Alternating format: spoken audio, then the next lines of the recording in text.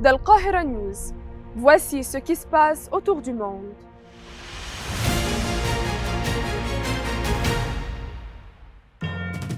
Le ministère palestinien des Affaires étrangères met en garde contre l'intention de l'occupation de prendre le contrôle de Gaza.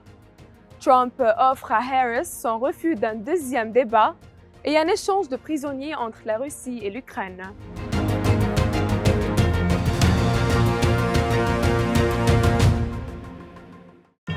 L'occupation continue de cibler les zones de rassemblement des civils dans la bande de Gaza, après un bombardement qui a visé une tente abritant des déplacés dans la région d'Al-Attar à Khan Younes, faisant plusieurs martyrs et blessant d'autres personnes.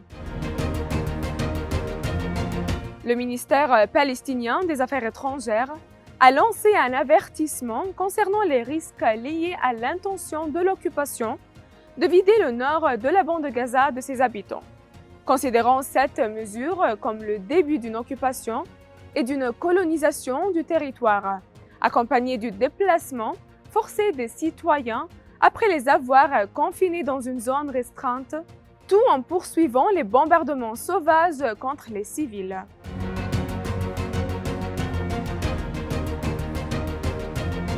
Le candidat républicain à l'élection américaine Donald Trump a refusé de participer à un deuxième débat face à sa rivale démocrate Kamala Harris. Des analystes politiques américains ont considéré ce refus comme un cadeau offert par l'ancien président à son adversaire dans les prochaines élections.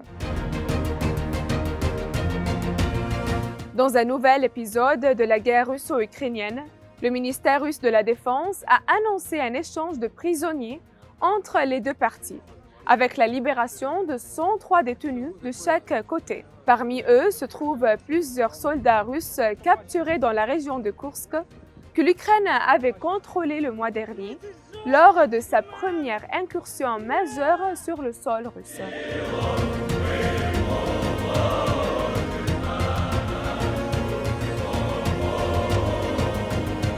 De fortes pluies ont frappé plusieurs pays de l'Europe de l'Est et l'Europe centrale, dont la Roumanie, qui a annoncé la mort de moins de 4 personnes à la suite des inondations et des pluies continues.